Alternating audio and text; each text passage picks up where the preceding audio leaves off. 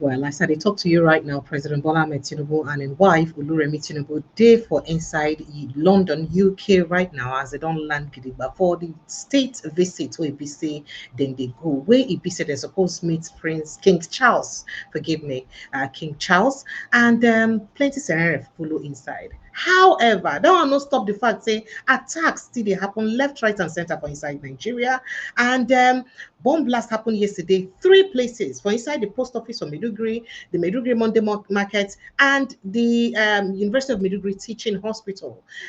Over 23 people now don't die so far. Some people still the struggle. The hospitals they overwhelmed with the attack and number of people. In fact, they beg people make them go donate blood.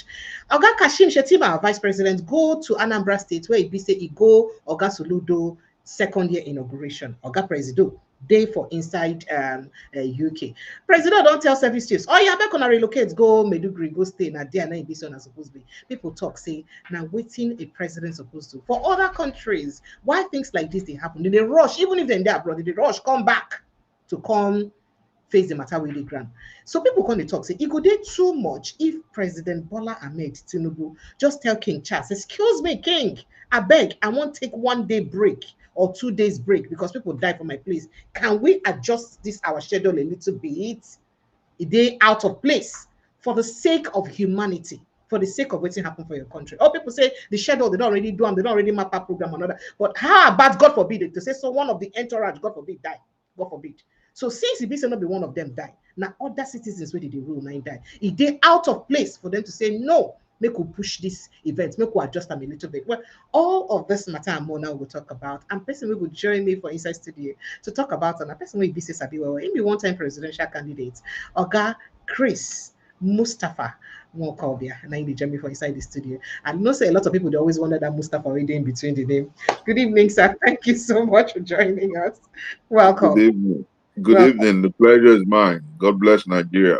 Thank you so much. God bless you too for obliging us. So let's start straight with the conversation. I like to pick your mind on the state of Nigeria right now. Everything that is happening. Just let me, if you pour your heart. If I was Angel Gabriel and I asked you, say, please tell me what is it that bothers you about your country? Talk to me about it. What would you be telling Angel Gabriel? Let me start with saying first that I'll start from the positive note. I'm happy to be here at this point in history. Hmm. I'm happy to be a Nigerian at this point in history. When Nigerians are asking for responsible and responsive leadership. I'm happy to be one of those instruments of positive change, if you like. I'm happy to be a question mark on the conscience of leadership. And very importantly, the Holy Book will say that where sin abounds, grace abounds much more. And so, sadly, there's so much sin proceeding from leadership. Leadership defines politics as simply me, myself, and I. We live in a country where leadership is lacking in sympathy and empathy. We live in a country where leadership is grossly irresponsible. And permit my choice of words, they don't care about us. Precious, they don't care about you and I. It's just about them and their children's children. It feels simple. It's just about them.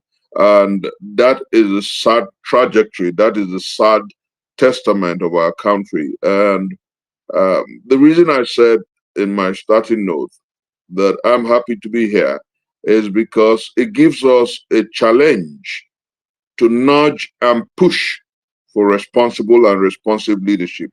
It puts us before, if you like, the site of a prison yard or the cemetery. We are challenged to push for a country that is responsible and responsive to her citizens, a leadership that must wake up, a leadership that must have scruples. And I believe that sooner rather than later, pressure, something will give.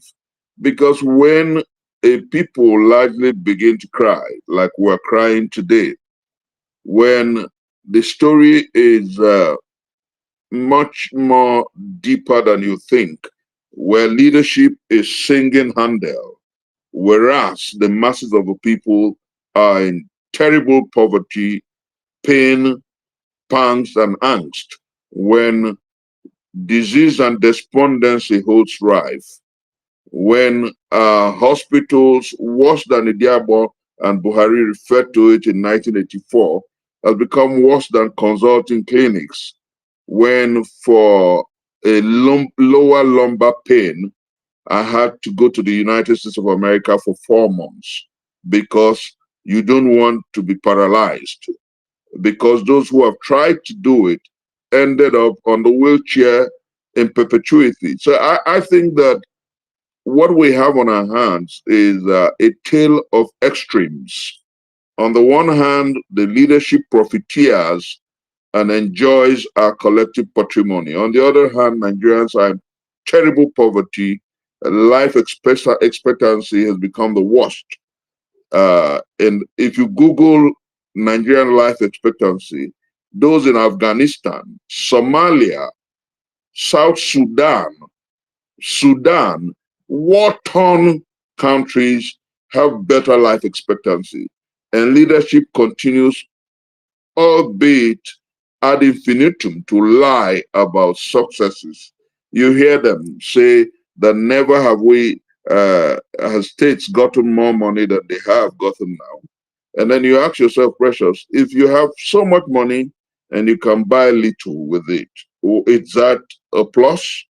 And then for those who have gotten so much money, where's the money? So I think that the challenge before all of us is to learn to call a spade by its name, beyond the preachments and delusional propaganda of those who are standing on a largely failing mandate. The challenge before all of us is to learn to call a spade by its name. Nigeria is worse off today than it was 2 years ago. And if we must make Nigeria work, we must rise up to the challenge. We must organize rather than agonize. But how do we go about organizing and not agonizing? The Because people media, will say, what do we do? We don't know what the to media, do. we're How? organizing. As we talk, we're organizing. A lot of people are listening to us. The message is going out there. It was Che Guevara who said a long time ago that the message precedes the revolution. The message precedes the change. The message precedes the beloved nation that we all seek. So when we continue to preach the message, can you hear me? I can hear you very well. Go ahead. Yeah, when we continue to preach the message, when we continue to mobilize the people, interestingly, in a few months, it will be another election. And so we must learn to call a spade by its name. We must learn to tell Nigerians that beyond the preachment of political office holders and their apparatchiks, look around you. Are you better off today than you were 3 years ago? These are fundamental issues. Rather than lament, we must hold truth, hold up truth, and confront the people and the masses of our people with truth. And that's exactly what we must do. It's gone beyond opposition political parties. I keep telling people that the mistake we continue to make, is that we expect politicians to salvage our nation. But never in history has political office holders been the vehicles of change or transformation. It's always been the people, the civil society, the media, the clergy, and opinion molders, rather, because politicians naturally and almost always care about the next election. That's why there's this cliche that says that statesmen care about the next generation and politicians care about the next election. So what we must do is begin to galvanize and organize around those who care about the next generation. Because, Precious, as we talk, There's hunger in the land as we talk. It's even worse off that in Abuja there's practically no light. And we hear the media is awash. The media is awash with the fact that even the national grid, the Aso Rock Villa has exited the national grid. So what they are invariably saying to us is, to your tents, O Israel, Nigerians, you can suffer for all you care. We have a solar system that sustains the villa, and whenever we're ready to transform our country, we'll do. But for as long as you must know, um, the mandate, the renewed hope agenda does not care about 24 hours light. And just a few years ago, I think it was 3 years ago, when they were seeking our mandate and campaigning, the president said to us that if he fails to give us 24 hours light, we shouldn't allow him a second term. But nobody's talking about that anymore. You know, they have, either by surreptition, either by coercion, either by fear or whatever, they have been able to largely railroad our country to a one-party state. As we talk about 31 governors are with the APC now, and we hear that some are still ready to join them. It doesn't matter what happens to the Nigerian people, it's about them, you know. And I believe that we must organize and tell them, make them realize that the power of the people is mightier than the power of those in power. I like what you said about the power of people mindset and the power of those in power. Now, let me show you an example of the power of people and what it can do, and why people are maybe scared of acting. I'll show you two examples, one that works politically, the other about the people generally. So, I interviewed a young man yesterday who's from Goza community in in Borno State, and he did talk about the systematic alienation of his people in Borno State. You understand? And he's a Christian in Borno State. And he talks about the latest attack that happened in Borno State. How the younger, in fact, take a listen, just the tip of the iceberg. He said a lot of things. So, because as I speak to you, the young man is facing threats to his life.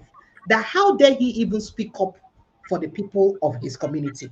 He's not supposed to speak up.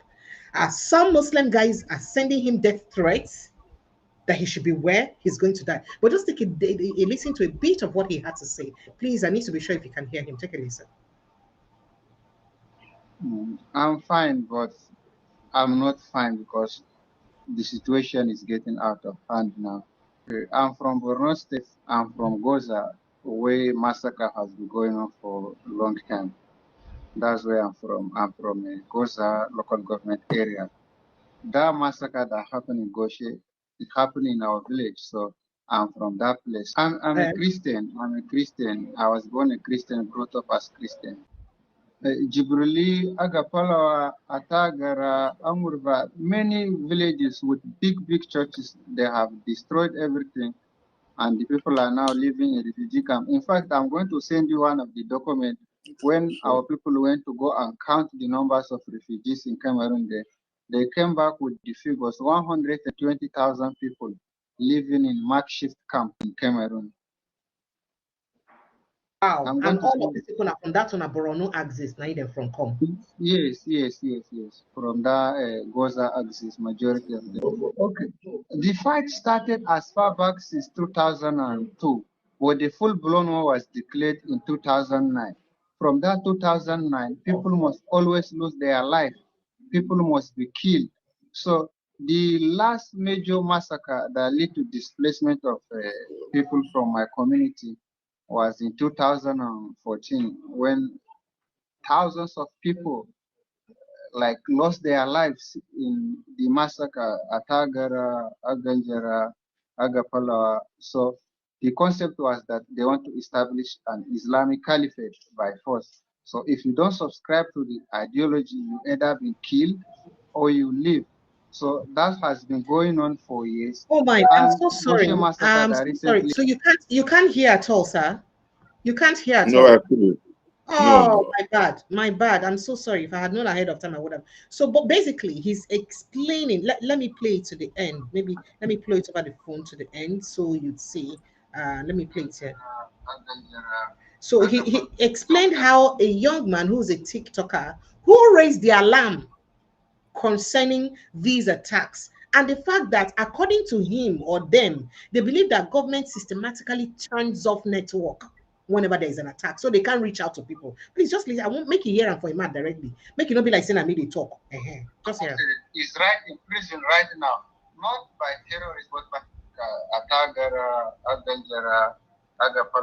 so the concept was that they want to establish an Islamic caliphate by force. So if you don't subscribe to the ideology, you end up being killed or you live.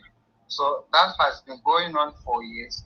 And this Goshe massacre that recently happened, somebody that raised alarm on TikTok that posted it is right in prison right now, not by terrorists, but by government. They were very, very angry that the person reported about atrocities going on. If he was speaking on TikTok that why would government cut off network the time that terrorists is killing people, and that when they are calling on government, they are not coming, that we have a senator in Gaza, we have a House of Representative member in Gaza, we have commissioners in Gaza. Why is it that when the killing is going on, they will just take off network? That was only his crime. Right now he's in prison. All right. So you say make people galvanize. How people want to galvanize like this for this kind of condition? Ordinary speaking out, person dey prison. But guess what? The terrorists who killed, did you see the way they massacre people in that Gushi massacre? Did you see the way they kill people? Sever their head entirely. The head they roll differently from the body. You even see the terrorists stepping on the head like they want to use and play football. You understand? Human beings. These are Christians. Oh, by the way, there's no Christian genocide in Nigeria, according to Nigerian government narrative. All right, so how will the people come out? Because this thing now, they put a lot of fear for a lot of people who will come out, can't stand up, say, oh, they could do like this. You cannot even come out to protest. You'll be tear gas, you'll be shot, just like what happened in NSAS. So when you say we need to come out, we need to galvanize, we need to, how we go take drum, all of us not go die. Let me say that oftentimes when we talk about organizing, some people have this confusion. There's something called sit-in, sit tight. There's something called quiet protestation. There's something called defiance. There's several ways to revolution. But let me say clearly here that before the last 7 months, we have had cases of Christian genocide. We have had cases of human barbecues everywhere. We have had very atrocious villainy here and there. But you will ask yourself, what really changed? People chose to organize. People chose to raise the issues. It began from cell meetings. It began from Zoom meetings, and some people began to raise issues. And it was about that same period that I happened to have been in the United States of America for my medicals. And I was able to meet some very important persons in the United States government who took up issues like Ted Cruz, like Riley, and several others who took up issues about the genocide and decided to investigate it and put it before the parliament, the Congress. Now, as you and I talk, there are ongoing sittings, ongoing inquiries and inquisition into what actually is happening here. Now, what is important, Precious, as we speak, is the fact that these engagements must continue. We must deepen them. More than ever before, how many times have you seen ministers resign in our historicity? But it was the pressure that led to the resignation or removal of the Minister of State for Defense a few months ago. And many more of such engagements. The Minister of Defense on the dots. Is the one for state is Matawale is still there? Yeah, it was it Badaru or who? Badaru, he was the Minister for Defense. Why Matawale was his Minister for That's State? correct. You know, so as you and I talk, what is important is that we must continue to engage. We must continue to organize, much as those who perhaps do not have the latitude or the access will continue to agonize. But some of us who have, by God's grace, the latitude and the access must continue to engage with people who can push the narrative.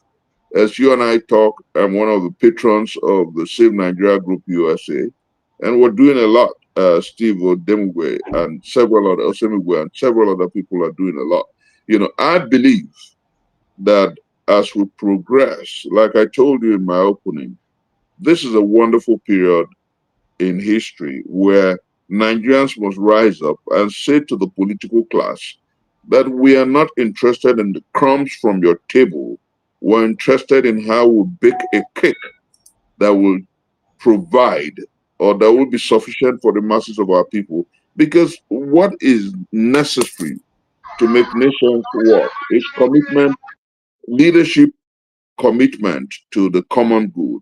Unfortunately, like you just noticed, we had the sound bites from the young man there, and just yesterday it was catastrophic in Meduguri.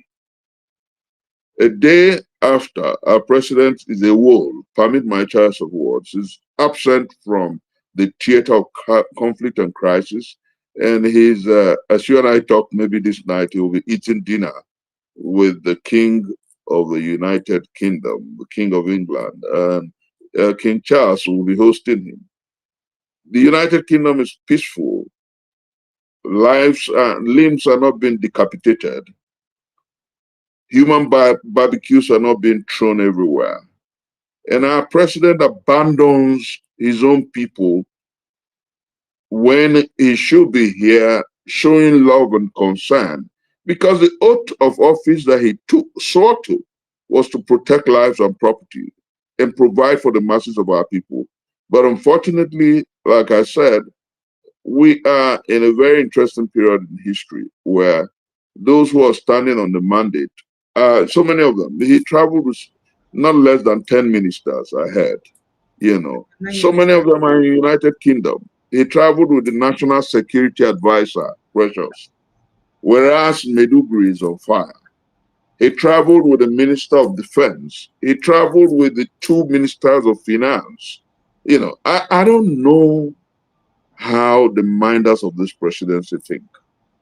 I don't know where and how they manage to get by when the primary reason for which government exists is for the protection of lives and properties and the provision uh, of common needs and necessities. Under the Bola Ahmed Tinubu presidency, they don't care at all. There's empathy is distant, sympathy is non-existent, love for the people is on an abysmal low, and all they care about is 2027. They will twist everybody to get to 2027. But you know what? Precious, the God who runs the human pilgrimage hasn't gone to sleep. And that God has always in history shown up for people when leadership, as it were, have undermined the necessities of life. I quote for you the story of Adolf Hitler. When he thought that he had conquered Europe and had gone into Russia, into the old Soviet Union, and they were already going, riding roughshod, winning battles. Do you know what stopped them? Most people do not know. It wasn't the power of the Red Army of the Soviet Union. It was winter. Cold. Go through your history. It was winter. The winter was so cold that the German army couldn't fight anymore. They had to wait. And whilst they were waiting, the Red Army of Stalin regrouped. And that began the beginning of the end of the Second World War. Because the Russian army was able to regroup and they started beating the German army. It was winter. When, what's his name? The man of Italy, who He was such a great orator. He thought he had taken over and he could conquer Mussolini, Benito Mussolini. It was the fall off, the rub off of the Second World War. And young boys and young girls rose up and started pounding his forces in Italy. You know how he ended. What about Pol Pot? What about Idi Amin Dada? What about our own Abacha? When the 5 political parties had endorsed his candidacy, and the late Bola Ige would say that what we had was 5 fingers of a leprous hand. What happened to him? So many of us, yours sincerely was in detention when he passed. And we're still here. So those who are standing on, I don't know whether it's a collapsing mandate, I don't know whether it's a sinking mandate, but for me, it's a blood-stained mandate. All over the country, what this administration has done is to democratize the dishing of human barbecues. If it is not ISWAP, it is Boko Haram. If it is not Boko Haram, is Lakurawa or whatever they call them. If it is not, it is bandits and villains killing everywhere. And all we hear are platitudes. We will conquer them, we will conquer them. It's been the same story and no serious action. And without being disrespectful of the Nigerian armed forces, leadership, according to Mitt Romney, must show the way. You don't expect the armed forces to do what you're unwilling to do as a president. Look at how bad it is. Over 23 persons killed in Meduguri yesterday, over 100 injured, and life is thin. We've gone back to the Hobeshan space where life is brutal, nasty, selfish, and short. And our president is shaking hands and observing the beauties of England, whereas his people are in trouble. And that's how irresponsible leadership in this part of the world is.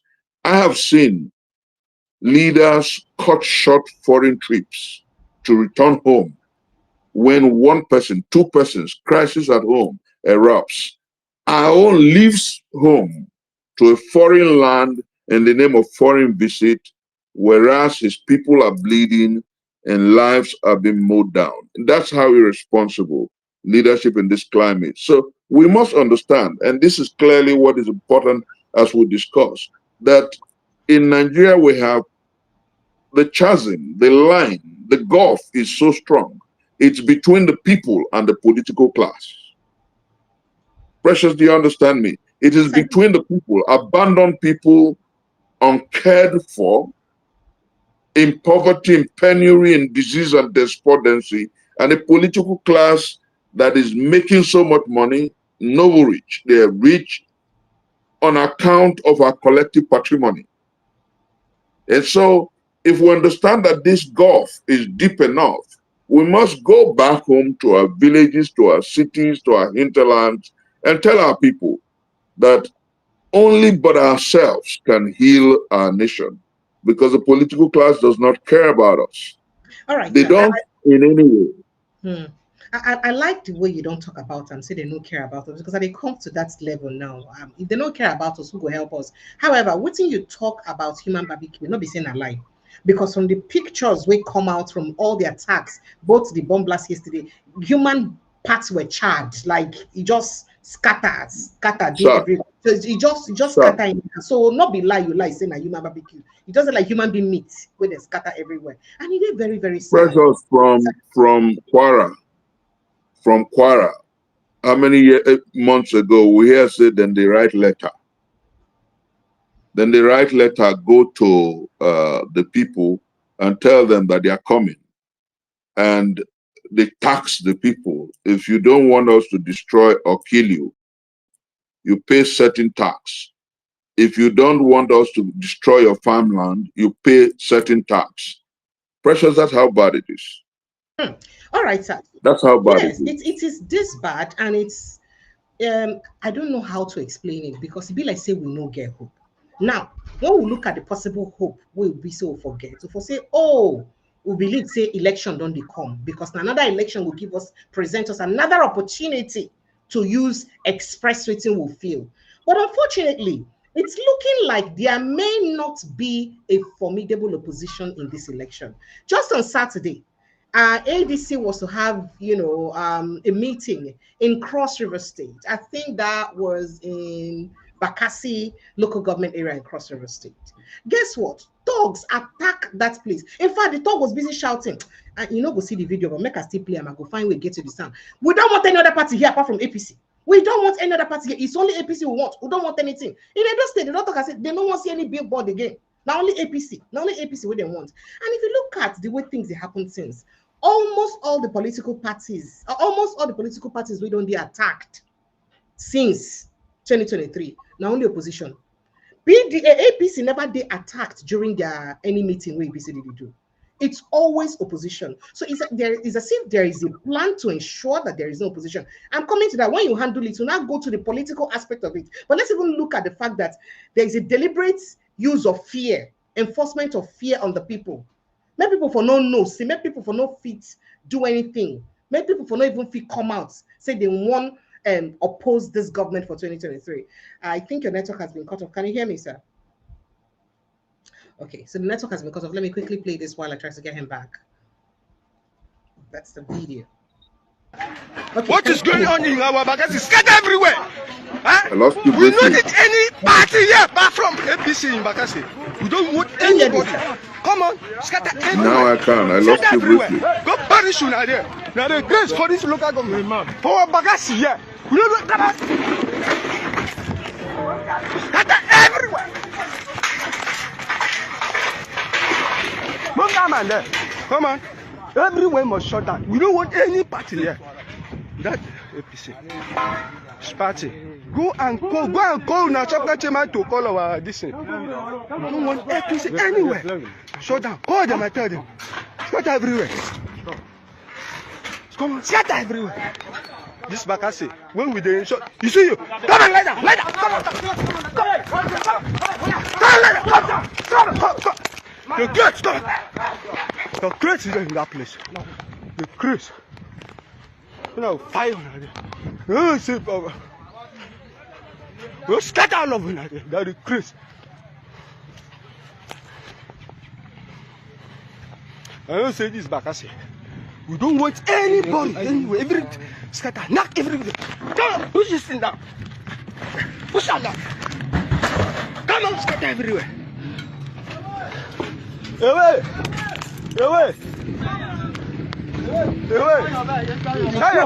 Let me get your feedback.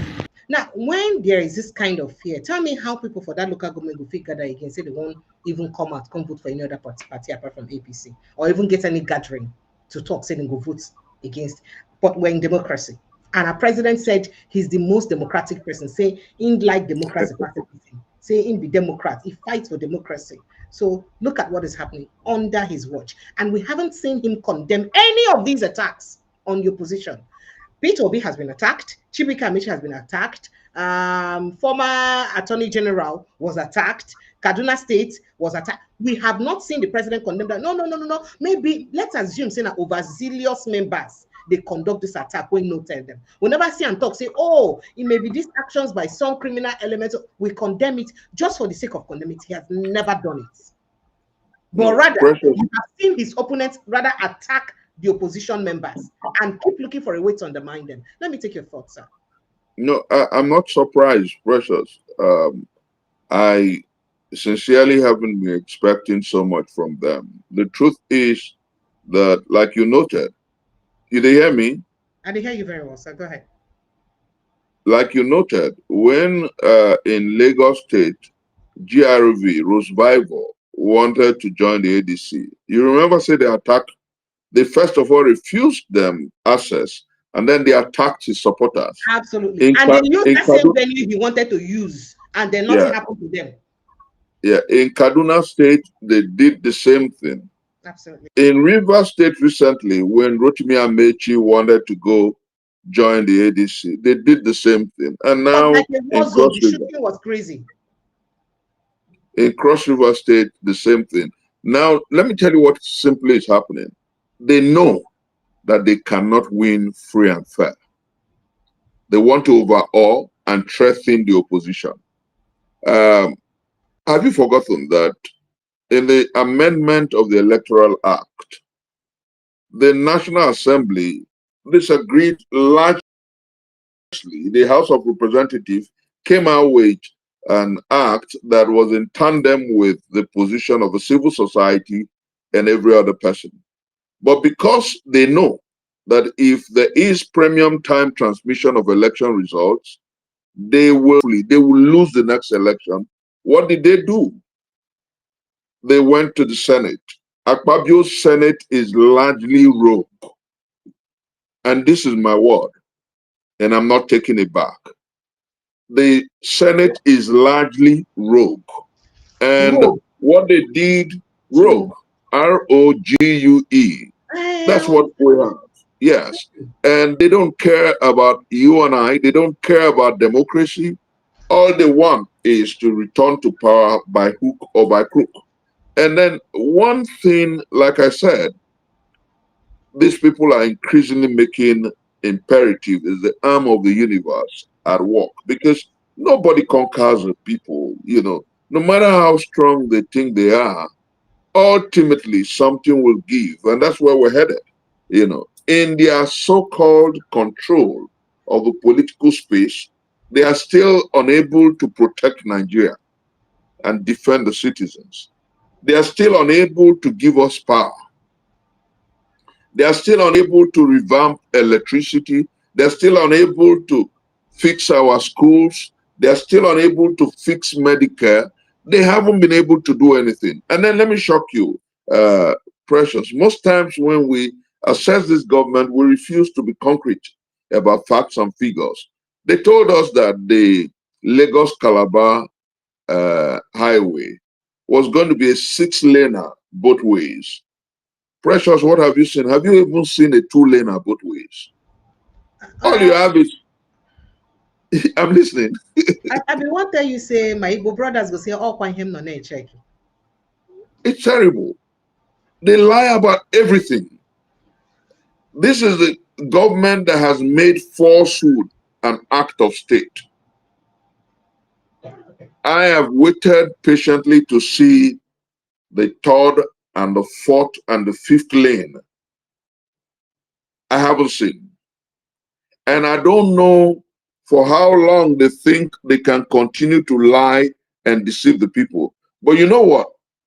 I am very definitely certain that something will give. Because when you run roughshod over a people, like I noted, that God who runs the human pilgrimage, who brought our planet out of boisterous vapor, who never sleeps nor slumbers, will enable young people to rise up and stop this debauchery. And I'm confident that something will give between now and 2027. It's for those who see the cup as half empty to roll over the seeming impossibility. But I see the cup as half full. And our universe has always been that way.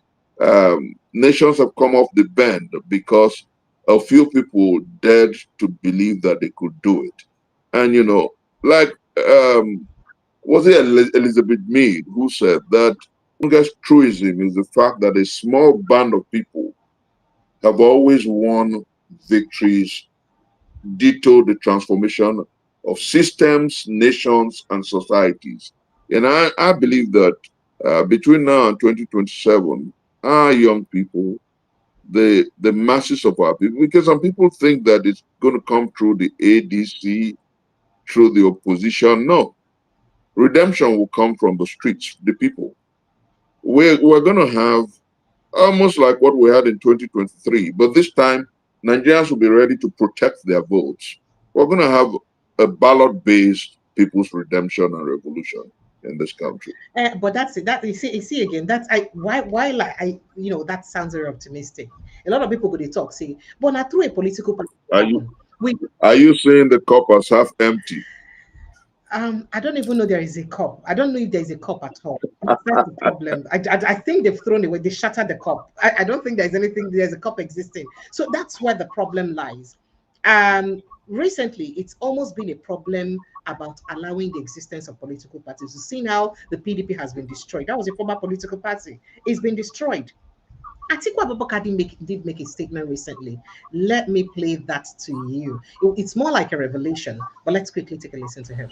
Just as they undermine and sabotage the PDP, there are also efforts and plans to undermine the ADC by using the judiciary again. We must be alert and we must stand up against that plans to undermine the opposition. This is a very, very credible information. So we should all be at alert and make sure that the judiciary is not used to undermine the ADC, just as it has been used to undermine, to destroy the PDP. We must all unite and stand up, to all these anti-democratic forces. So there is, with the Electoral Act that we get today, we don't have room for independent candidacy. That candidate will be say people will come out in drove, come vote for. Should be a political party go from come. When almost all the political parties are in tatters, they can't even spring their head. The one where won't spring head, or anyone where they in order today, they're under the control of the APC. That's not what people do.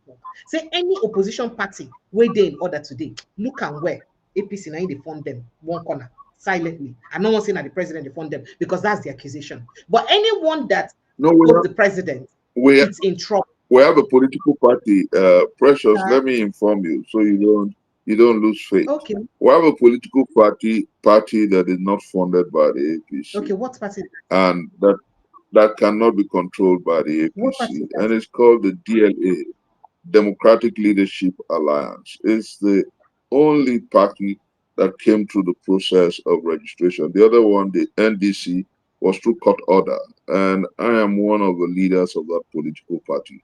We got it registered, and they didn't see it coming. They didn't even know the drivers of, except they wake up now to say, okay, also Professor Nwakobia and your people, you guys got this party registered. It was one of the parties that was registered. Of the 173 political parties, political associations that saw registration, DLA was registered last month, and we are galvanizing. The idea is to educate our people. Look at the name, Democratic Leadership Alliance.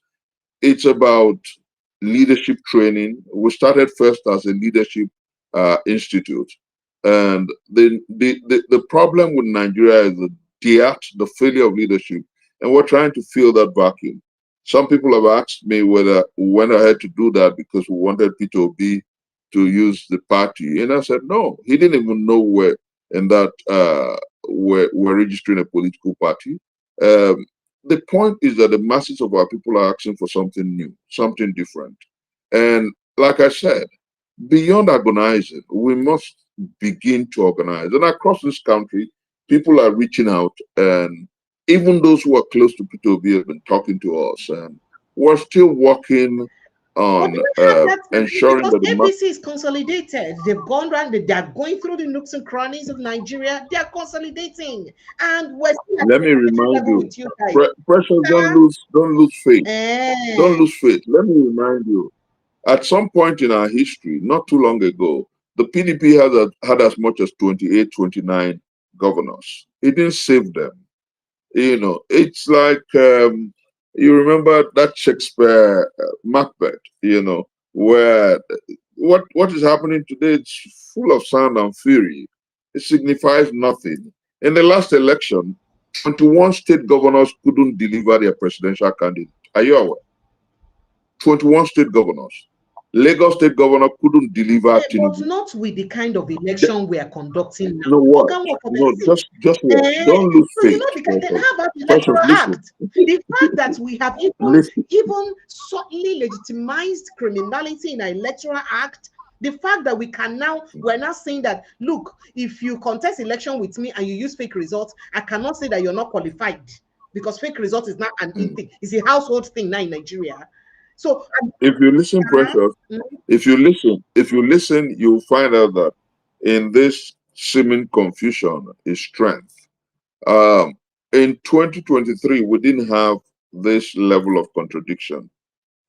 We didn't have this level of larceny, like you noted, where if you forge certificates, the new Electoral Act says it cannot be sufficient ground for which your It's irrelevant. victory can be obtained. But let me shock you. All that these situations and larceny does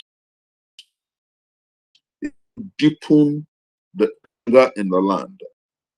In 2023, we didn't have this level of contradictions, and Nigerians rose up against the APC.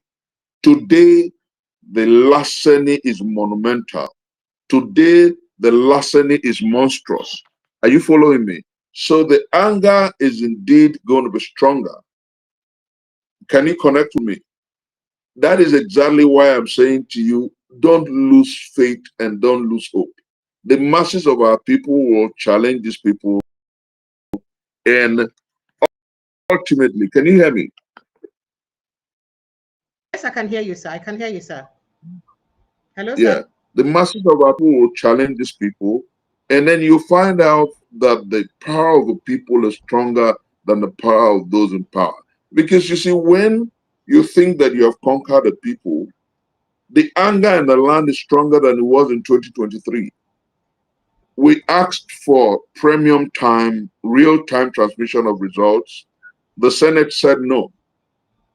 We asked for leadership with scruples. The Senate and the House of Reps, in their wisdom, said that even if you forge documents and you win an election, I can't go to court to say that he's a forger. And forgery under our law is a criminal offense, and a criminal cannot hold public trust as provided by the Constitution. But you see where, interestingly, they made a terrible mistake, because they didn't go ahead to amend the Constitution or the criminal code. Forgery remains a crime under the criminal code and under our Constitution. So it's By the Electoral Act, you can only dispute the Electoral Act cannot take override primacy Constitution. over. No, please let me inform you. You know I'm a lawyer here. Let me tell All you, right. the Electoral Act cannot hold primacy over the Constitution. To the extent of its inconsistency, the Constitution will have primacy. So whether they like it or not, all they are doing is making a mess of themselves, because once it's established that the crime of forgery, perjury, and is established, I can go to court and ask that the court declares or convicts the person as a criminal. And once that is done, he loses the right to enjoy whatever victory, quote and unquote, through subterfuge or larceny that he So may have gotten. do you believe President Bola Ahmed Tinubu is defeatable in 2027, irrespective of the number of governors he gathers? No, I don't think he will win. I believe he will not win. Who do you think is the most credible candidate to defeat him? I believe he will not win because the masses of our people will challenge the political class. And like I noted, if 21 state governors could not deliver their presidential candidates in 2023, the hunger, disease, and despondency that we have today was not this monumental and Olympic.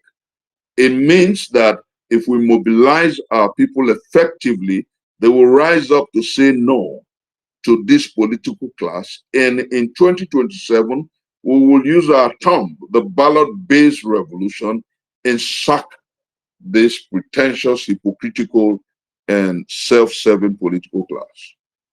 Just to ask you, going back to insecurity, just a quick question. Let me open the phone lines first of all. Nigerians phone lines are open 0817-029-407. Prof can only do 1 hour, and we'll have just 10 minutes to take your calls. 0817-029-4077. And you can click on the link and it will bring you back to the studio. Can you hear me? Can you hear me, sir? I think it's your network. Can you hear me, sir? All right, so if you click on the link on the pin post, it brings you straight to the studio. So taking the question straight on to you, I just lost my chain of thought there. I was asking what candidate do you think can defeat President Tinubu in 2027? Just any serious-minded candidate can beat a president who's underperforming. I see how Any I see how serious political you're candidate trying can to be with beat responding a to that question. No, I'm being real here. Okay. I'm being real here. The opposition has a lot of people who can defeat Bola Ahmed Tinubu. The APC ticket is fraught with failure, inconsistencies, and less than proper narrative. And I say this clearly: we live in a country where the need for inclusion is primary, and the Muslim ticket is a major question. And Nigerians have asked strong questions, and they are asking, Okay. with the face the present issues about Christian genocide, a Muslim ticket is largely unable to sell. You understand what I'm trying Yes, to I say? do, sir. Now, then, when you move to the second leg, the colossal failure of the present watch, then you find out, and I'm not joking, that this presidency cannot return in 2027. In every, we said Buhari was nepotistic. Under Tinubu is a government, Tinubu for Lagos boys, not even the Southwest. His apparatchiks. We have never had a Nigerian leader that is as nepotistic, that believes in cronyism over competency and capacity. We have never had it this bad. Right, And sir. so, hello? Yes, I can hear you. Because I was going to ask a So, question. Go ahead. yeah, go on. Okay, Go so do on. you believe there's Christian genocide in Nigeria? It's just a hoax, like the presidency would say. That what? Do you believe there is Christian genocide or there is genocide targeted at Christians in Nigeria? Or do you think it's just a hoax? No, it's not a hoax. Let me say this clearly. What's happening in Benue? What's happening in Jos? What happened in Southern Kaduna? It's clear. What is genocide? When marauding killers maim people of a particular belief and tendency, it's clear. Now the question is, does it go beyond just Christian genocide? Yes. Non-state actors are busy dishing out human barbecues. But is there Christian genocide in Nigeria? What is happening in Benue, in Taraba, in Jos Plateau, in Southern Kaduna speaks to that. So I think that beyond gaslighting, what we need and must do is make the security of lives and properties one of primacy. All right. Hello, good evening, and welcome, Laura. Hi. Laura, Prof does not have much time, and a lot of people want to call in. So you helped me make it very brief. Welcome. Hi, my name is Laura. I want to side with Precious here. I do not quite share your optimism. There's a lot of comparisons between now and 2023. However, the circumstances are not the same.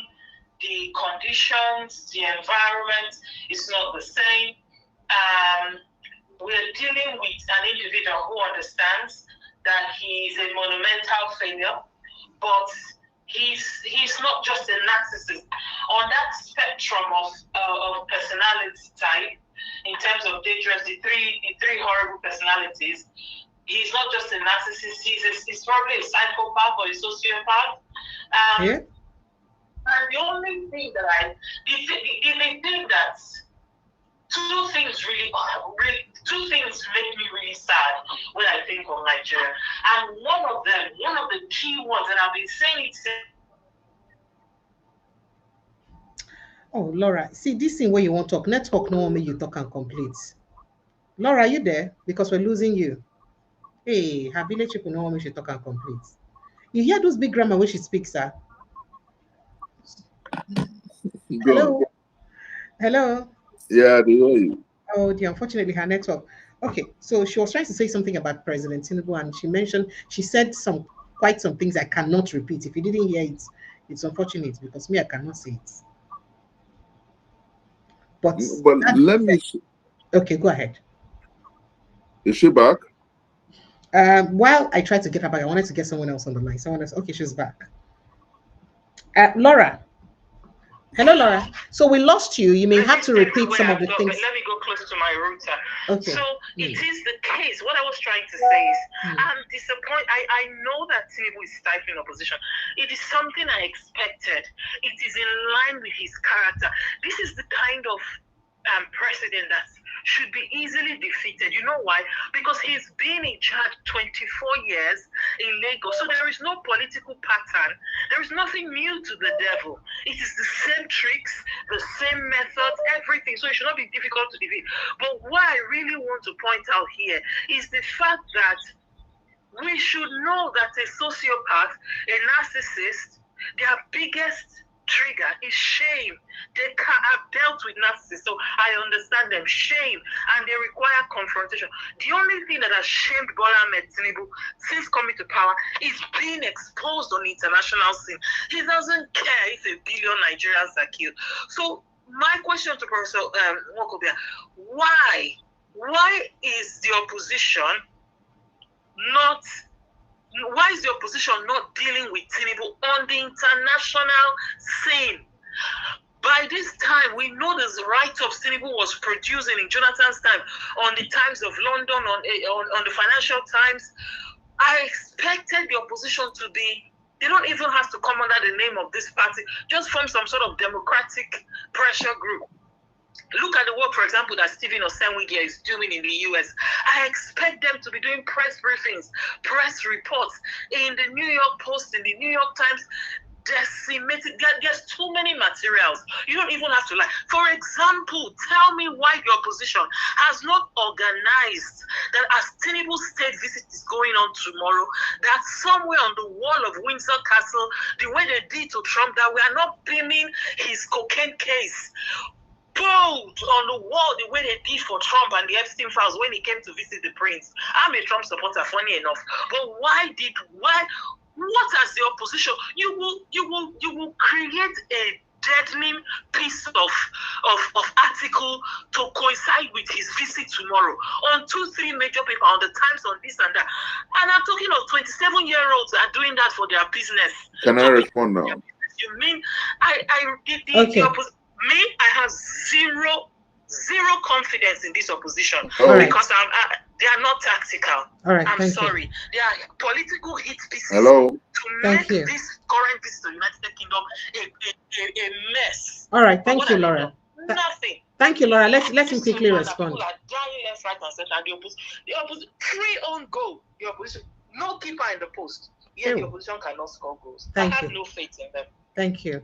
Thank you. Did you hear what she said? Did you hear what she said, sir? Did you hear what she said, sir? Prof, am I with you? Can you hear me? No, not this time around. Prof, can you hear me? Can you hear me? Hello, can you hear me, Precious? Yes, I can hear you. I can hear you, but I cannot hear. I cannot see you. Can you hear me? Can you hear me? Yes, I can hear you. Yes, I can hear you. Can you hear me? I got most of her position. Most of her position, and I agree with her largely. Okay. I agree with her largely. But let me say that in the course of laying out those positions, she forgot that I did say that the issues about the Christian genocide coming to the fore was some of the engagements we made whilst I was in the United States of America last year. And so many other people are doing quite a lot. Steve Odemgwe of the Save Nigerian group in Washington, they're doing a lot. And then as you and I talk, it's not going to be a tea party for Bola Ahmed Tinubu in London today and tomorrow. There are groups that are also raising issues, detail the fact that leadership in Nigeria is grossly irresponsible, that leadership in Nigeria has left unattended the fundamental issues of state, which is basically about the protection well-being of people, and fundamentally nobody is going to sleep. We will continue to raise these issues. We will continue to engage this government at home and in the diaspora. And interestingly, no administration in Nigeria's historicity has had the kind of diaspora opposition like the APC has had, and it's going to be deeper and stronger in the next few weeks and the next few months. Remember, Precious, and that's for Laura to chew on, when they came out with the, what do they call it, the City Boy movement, the Nigerians in diaspora and people at home here came up with the Village Boy movement, and where it was shame for the city boys. We will not cower. We will not fold our hands. We will not go mouths agape and hands akimbo. We will face them, words for words, tact for tact, strategy for strategy. And then interestingly, because truth is our breastplate, because truth is our weapon, we will defeat their falsehood and we will defeat their debauchery. I believe that the easiest president to beat in our history is Bola Ahmed Tinubu, because on all scores, all they have is propaganda over performance. All right, sir. Thank you. Let me quickly take one or two more questions because I know that your time is already up. T.Y. Danjuma, welcome. Please be on the line. Let me talk to this person. Good evening and welcome. Help me turn up the volume of your listening device, please. Can you hear me? Hello? I can hear you, Precious. Yes, welcome. I can hear you, Precious. Thank you. What's your name, sir? Where are you calling from? Please go straight to the point. My name is Jay. I'm calling from the States. Okay. I want to speak to Dr. Chris. He's here. He can hear you. Go ahead. Okay. Hi, Chris. How you doing? I'm fine. Good evening. 2023, Obi was robbed, but I think with the way things are going now, the opposition, wherever they feel, will probably lose before the election starts, because the enthusiasm among Nigerians are so low. We are not seeing the opposition fighting. And if you're not willing to fight, nobody is willing to cheer you. We need to see the opposition swinging and fighting before anybody can cheer them. Otherwise, the apathy in this 2027 election will be like 99%. And the APC will simply write their results with 33 governors or 36 governors anyway. That's all I want to say. Thank you. So, Thank you. the opposition, they need to start talking tough and acting tough and behaving as if they are ready to fight. Because right now, they are pretending as if they are just ready to roll over for the APC. So Nigerians don't see any opposition anywhere. All right. Thank you. All right. Thank you so much. T.Y. Danjuma, let me let you talk so that Oga Chris can respond to 12 of you at the same time. Or you want to respond to that very first, sir? No, let's, Okay. I'll be. Yes, I know your time is up. Yes, I know your time is up. Yes. So T.Y. Danjuma, go ahead, please.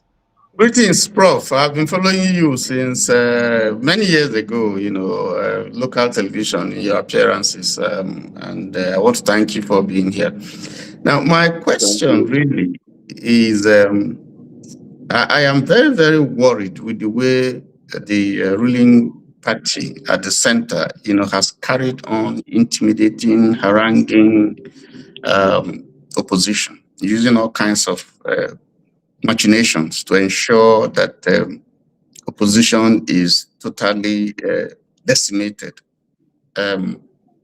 It appears to me, and this is a question for you, I want to see what your advice would be, that part of the policy of the ruling party is to ensure a policy of exclusivity, not allowing opposition to even participate in the coming election. So as someone who I know is in opposition, has been very active in all that you've been doing, trying to proffer solutions to how we can totally, offset this government and it's all the entire malice that you see, what would be your candid view as to how we can go about, decimating all the bulwarks, all the obstacles that have been put in the position, in the place of the opposition to unite and to forge forward? Thank you.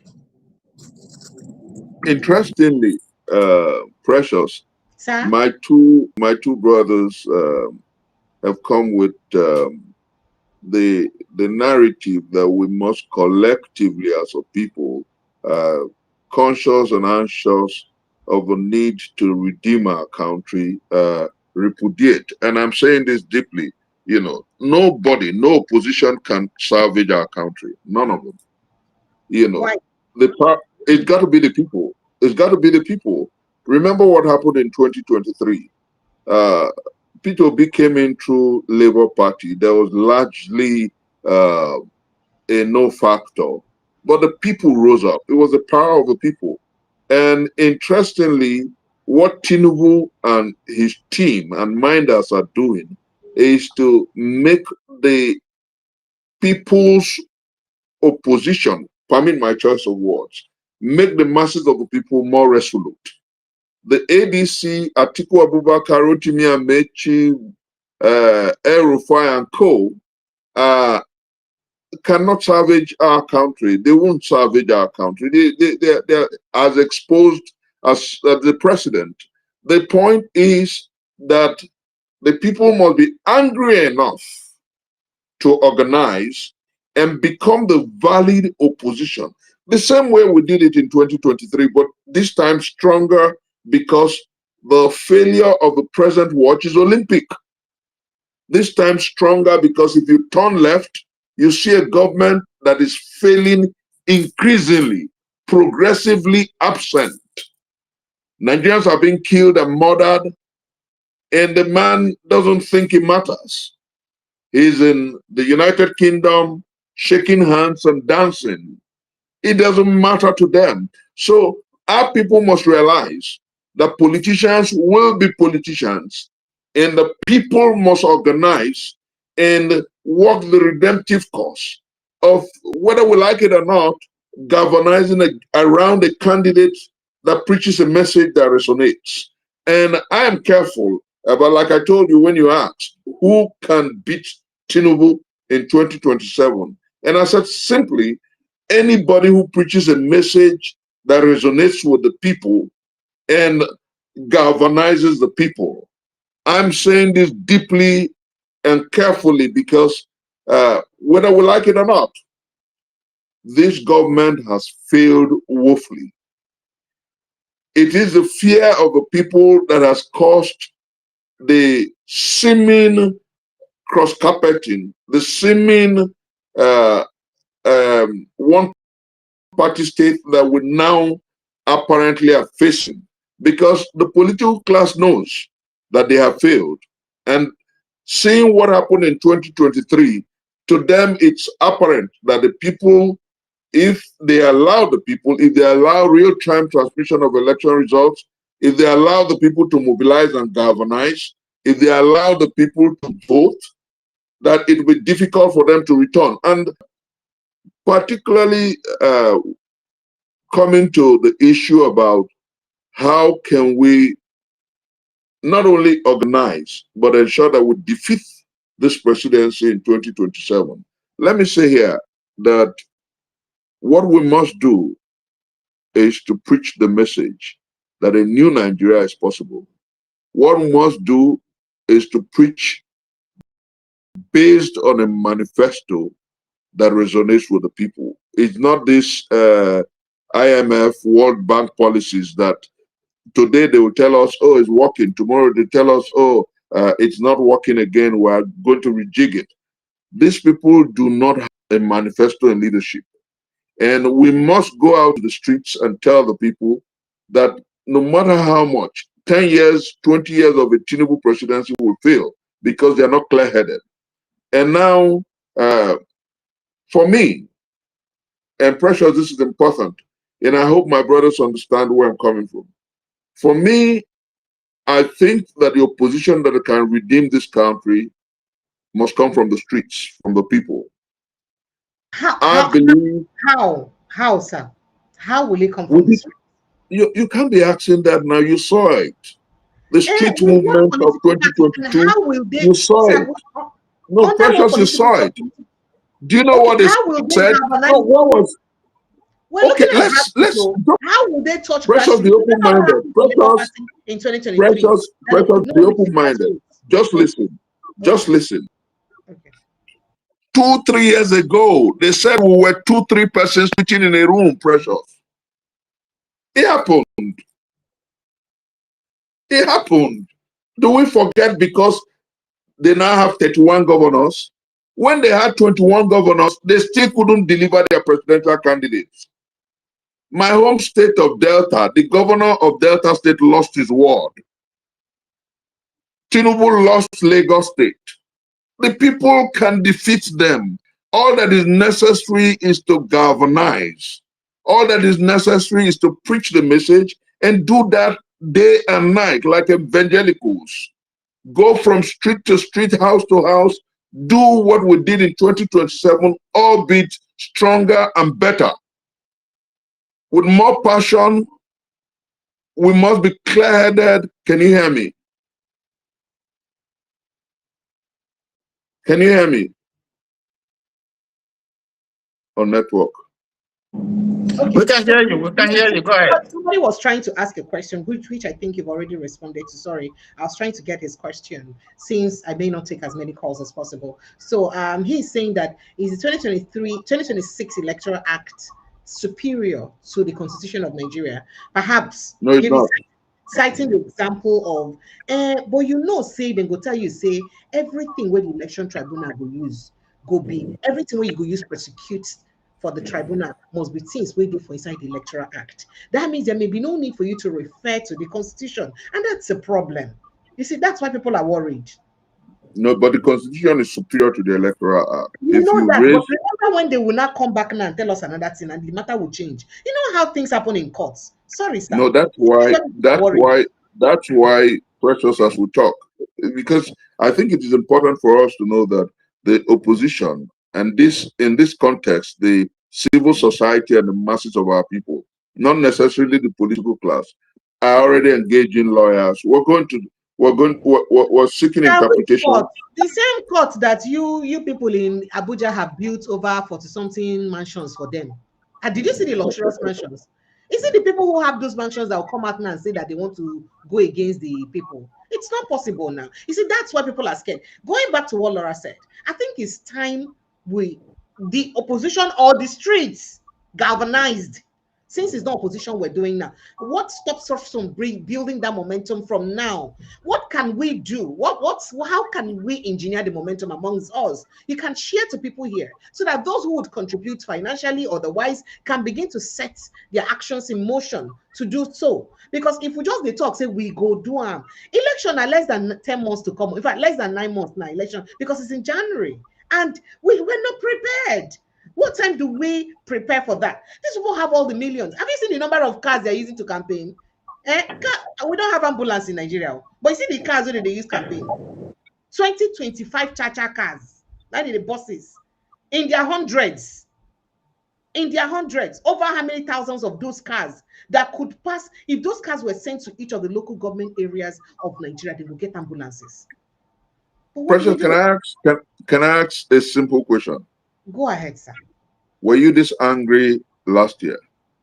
I was over angry last year. I wept like a baby. If I no, you're now sounding like an APC politician. You're now sounding like an APC politician. You forgot that you interviewed me last year. You weren't this angry, Precious. Because I was on national TV. I was on national TV. I was being careful. Every day they're putting their legs in a very wrong position. They're making more mistakes.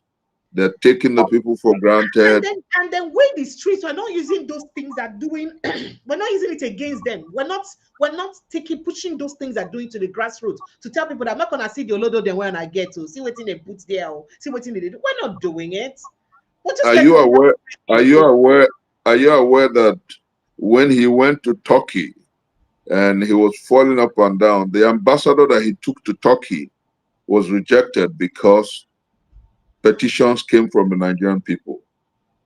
Are you aware that even most of the ministers, the ambassadors that have been assigned, that so many of the countries are not receiving them because Nigerians in diaspora are petitioning the home governments? Is it just a petition, or because most of those No, countries no, are saying no. that See, these the people are coming point less than is, 2 years of the the end of the point is, administration that's the sending them? point is one brick after another, one brick, one stone after another. I want to tell you that the truth is, the more they continue to fail, the angrier the Nigerian people will become. And as the Nigerian people get angrier, the fervency will get stronger and deeper. And so many of us are not scared of a prison yard or the sight of a cemetery. So I do sincerely think that what you should be concerned about is for everyone who has access to preach the message, to continue to do what is needful, right, and right. And ultimately, when the cup is full, it will overflow. Okay, when it's no longer And I'm half speaking empty. deeply here. When it's no longer half empty, like in Al Jazeera. Sorry, MC, and then please put your thoughts quick. Two seconds. Questions. Oh, 2 seconds, no problem. Yeah, Thank you, please, Precious. I didn't know you were going to come live this early or something. Oh, I'm sorry. So Go I ahead. didn't know. I just say, okay, let me just play with my. I just got home. I said, let me play with my TV, and I saw you were live. It's all right. Just a quick one before I put my question across. Is this, like I always say, yeah. When the community, when the good people in the community keep quiet, evil become a general of that community. So thank you, Mr. Chris. With a few time because I just joined, I've been listening to your analysis since. Thank you very much. God So bless you. yeah, what I will add is this. Like you said, quite right. You're right. I'm listening to your analysis here. So in terms of because these people, the APCs now seems to be frustrating the oppositions. So far, so good. Because now there is a news flying around that the ADC might be deregistered. They might deregister the APC, right? So I believe in Peter Obi because I've met him face to face. When he visited Canada, I've met him. So I listened to him speak, and since then have I've followed him and I've listened to him because I even came to Nigeria. Even when because of him, I even came down to Nigeria to vote. At the end of the day, the magic these people did, I don't know. It was so frustrating, and then I had to return back to my base as well. So, for that, this is what I would like to say. What are the ADC doing now? What are they doing? Because I know you guys might have your plans. So, because of these people, we know they're all around causing.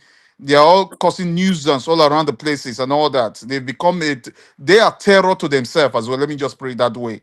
So what are ADC doing? I know if there are plan on the ground, you cannot expose it here.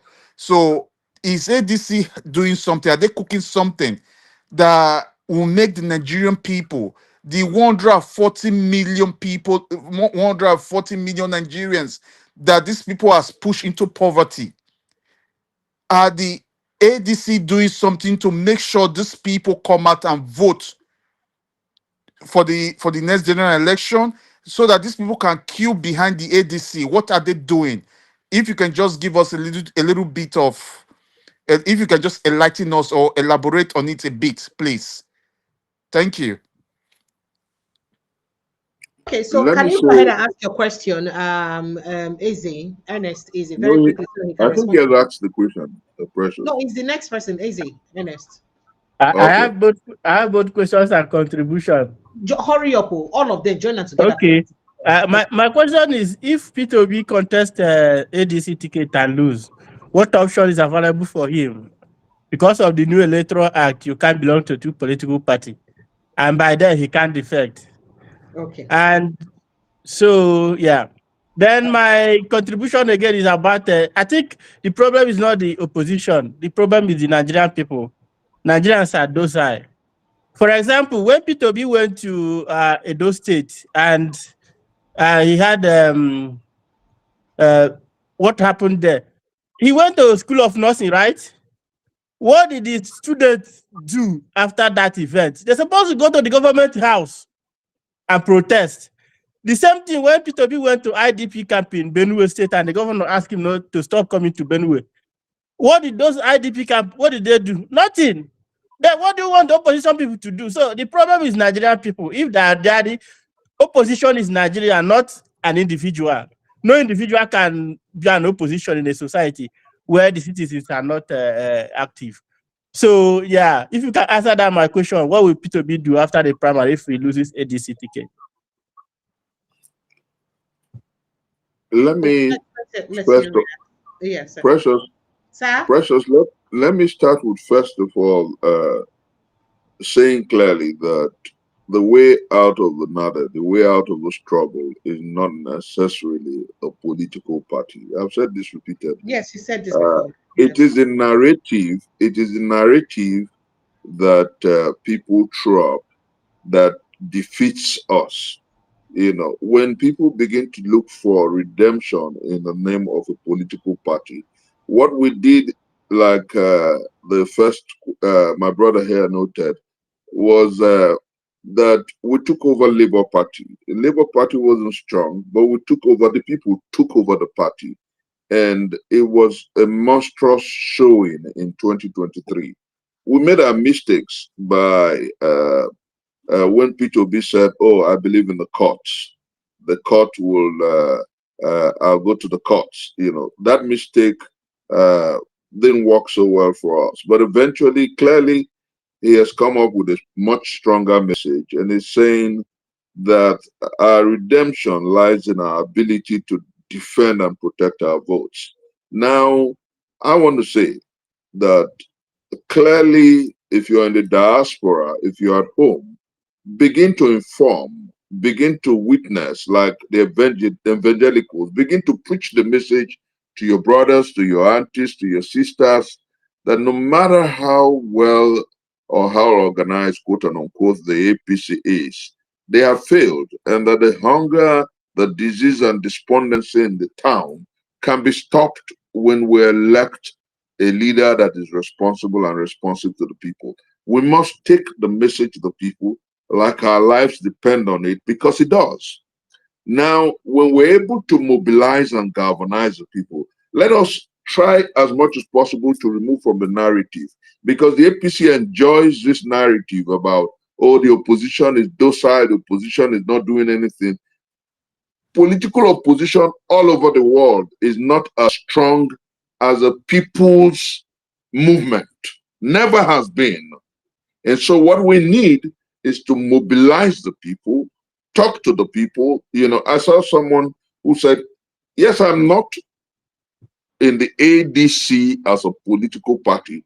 I believe that the way to redemption is to mobilize. I told P2B repeatedly, and even this February, when we were in Asaba for Patu Tommy's 70th birthday, that the way out of the nadir is to take the redemptive message back to the streets. We did that in 2022, 2023. The marches across the streets, you know, and that's where my brother that talked about Nigerians being unwilling spared the Nigerian people a bit of slacks. The Nigerian people stepped out and they won the 2023 elections. What happened was that the political segment failed to defend the mandate given to them. And so what is necessary now going forward is to mobilize the masses of our people, and as well ensure that the political wing, which is of course what you call opposition, stands true to the aspirations of the Nigerian people.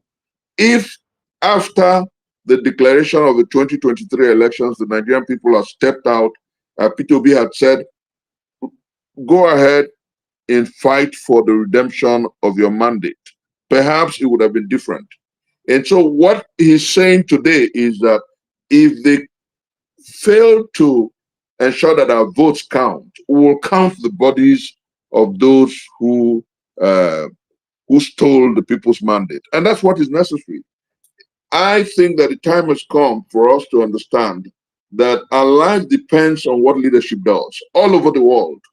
Nobody can run away from the urgency of now, which is that we must stop this failing leadership. And what they have decided to do is to cripple the regular opposition. That's why I'm saying to you, brothers, let us stop thinking that the regular opposition can redeem Nigeria. And let us push those we believe in to go back to the streets. Let's return to what we did in 2022, 2023, street marches every Saturday, every day, every time that is possible. And let's mobilize the people to begin to demand responsible and responsive leadership. And then the second leg is what we're doing at the level of political party engagements. You are aware that not only has IPAC rejected wholesale the new Electoral Act, they're going to the courts. And not only are they going to the courts, we're pushing for the National Assembly to return back to the table to look at those realities. Because if we do not challenge it, 2027 election is as good as rigged already. So it's just beyond the politics of opposition. It's about the politics of a people's movement and the need for redemption that must come from the streets.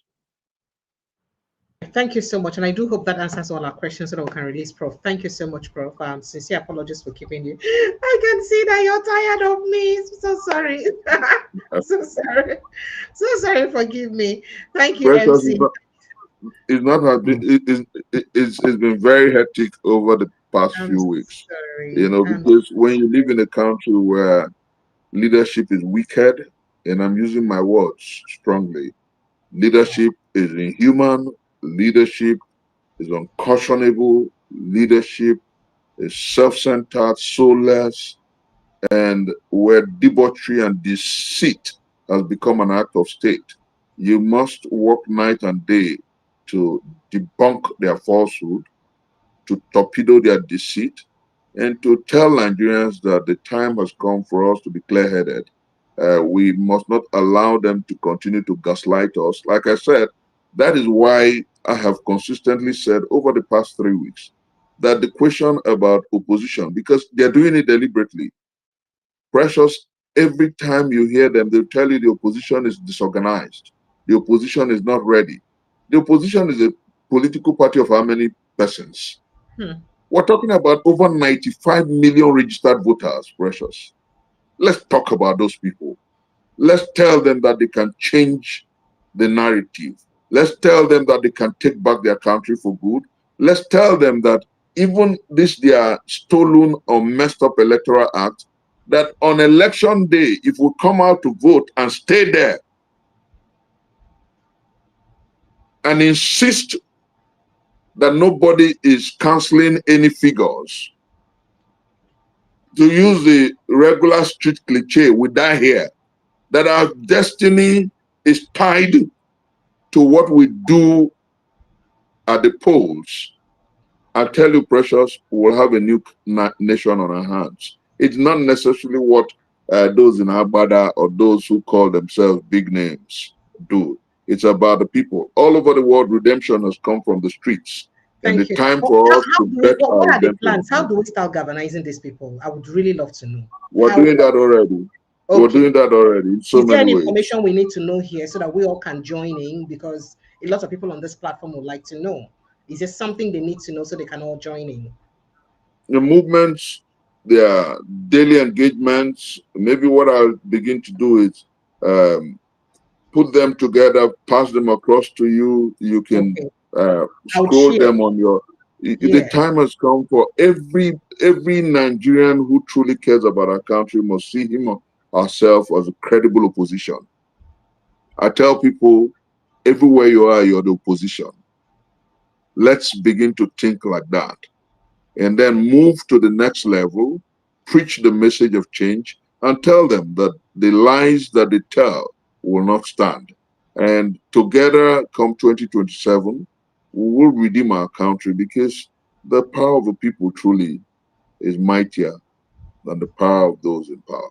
Thank you. Thank you so much. On that note, I'd like to say big thank you to you for obliging me. Sincere apologies for keeping God you for bless you. long. Please don't stay too far from us now. The last time you did, the distance between the last time and now is too long. So I wish that because the election is, is very close, we can have you more often join us here so that we'll keep educating and sensitizing the people on what they need to do. I'll do Thank the best I can. God bless you. God Thank you bless so you, much. President. Enjoy the God rest bless of the Nigeria. evening, sir.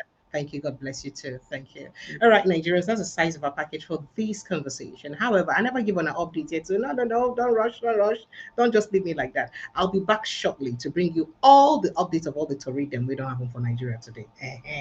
You know, as it is now, I always bring the updates. I'm coming back with the updates of all the matter for Nigeria today. So let me quickly take a breather in the next couple of minutes. 30 minutes, 1 hour, I'll be right back with short update of all the things that would happen for Nigeria. I love you guys and I appreciate you. Please protect your mental health. And wherever you are, please be safe. If you've not liked this post, please like it, share it, make sure that as many people as possible see it. So that they aware of the things that we would talk about. Now the sensitization be that. Now the awareness we would create be that. This is not just because we share. You can even cut it and put it in your different WhatsApp platforms and all that. Share to your people. Let your people know what is happening so that we would stay informed. I love you guys. I appreciate you. I see you pretty soon. Don't forget to protect your mental health because he who worries about Nigeria and runs away lives to worry another day, right? I love you. I see you shortly.